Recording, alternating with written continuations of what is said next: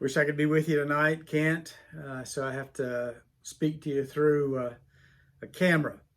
But what I want to do tonight, because I believe it is so pertinent to what you're looking at in terms of the book of James, is to talk to you about justice. Now, I know immediately when we hear that word, we're tempted to kind of stiff arm the conversation because there are so many secular views of doing justice.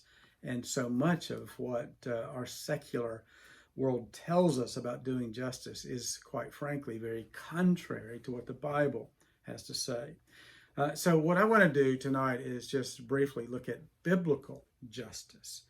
First point I want to make is simply this: it's there. The Bible is very clear about justice, and it's a wonderfully rich, comprehensive view of justice that really, really can make a wonderful difference in our own spheres of influence. The problem, though, is that many, many Christians don't understand that the Bible does speak to justice.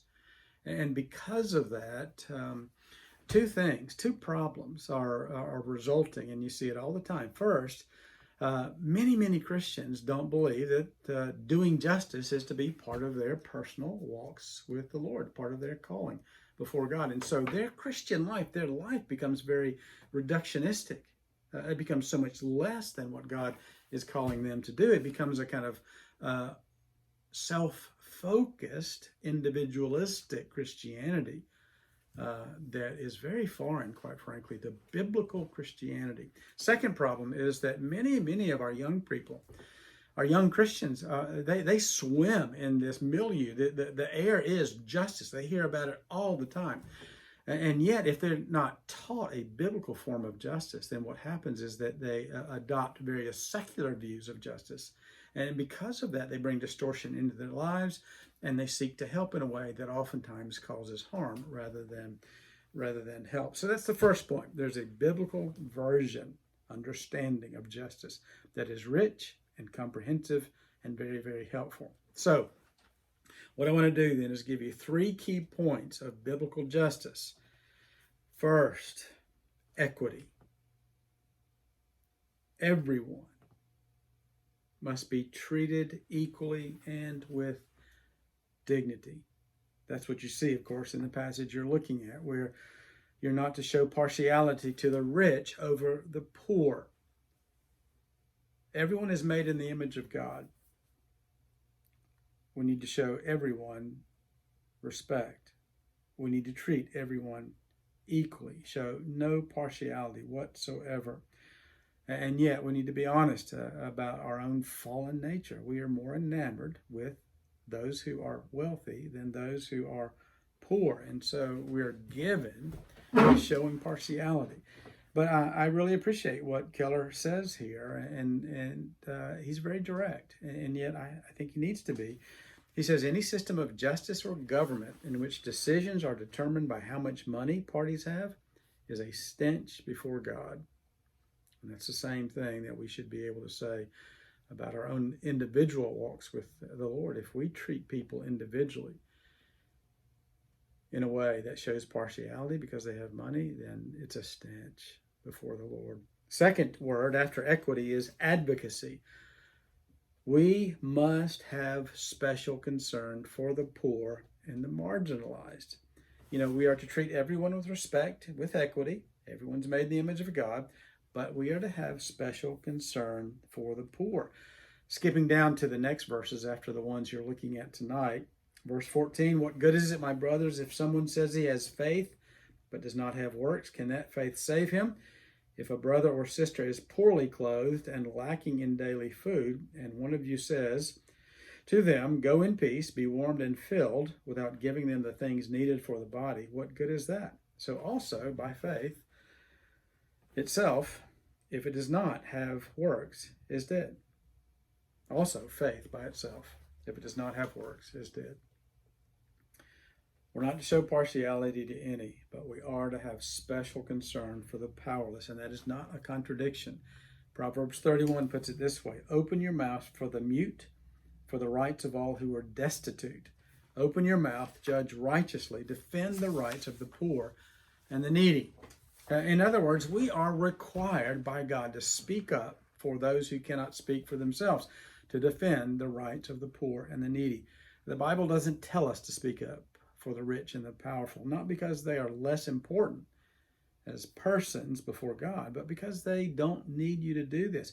The playing field is not level, and if we don't advocate for the poor, there will not be equality. So, third key aspect of biblical justice, community. And I'm going to put it in a way that's very different from what Tim Keller says, but I'm just going to put it in a way that I think will resonate with many of us. While the poor don't have the right to take from us what is ours, we don't have the right to keep from them what is God's. If we treat all of our profits and our assets as individualistically ours, we are making a grave mistake. It is a great sin, quite frankly. God owns all of your wealth, not just some of it. It is not yours. It is not mine. We are simply stewards. We have been given something in trust, and we better handle it well. We are to be radically, voluntarily generous. I love the way Old Testament scholar Bruce Waltke differentiates between the righteous and the wicked. He puts it this way: the righteous are willing to disadvantage themselves to advantage the community. The wicked are willing to disadvantage the community to advantage themselves. One example that you see, it's a really good case in point, is that of the gleaning laws. You see in Deuteronomy chapter 24, landowners were commanded by God not to maximize their profits by harvesting everything. They were to leave some. They were to leave some of their produce in the fields for the workers, for the poor, to be able to take through their labor, not through charity in this instance, but through their own efforts. We cannot treat all that we have as ours just because we have earned it with the gifts given to us by God to be able to earn it, with the opportunities given to us by God to be able to earn it. We are not to treat those things as ours. They are not ours. And God has commanded us to share, and to share generously, and to share voluntarily. Last thing I want to say is one of the theories of justice these days is called critical theory. And because that's being discussed a lot these days, I want to show you why I am utterly opposed to it. It draws on the teaching of Karl Marx. It is a very new form of social justice, and it focuses on power. One of the things that it says, one of their principles, is that the reason there's inequality in wealth, well-being, power is never due to individuals' actions, but always due to social structures and systems. And the only way then to fix unequal outcomes for the downtrodden is through social policy. It's never by asking anyone to change their behavior.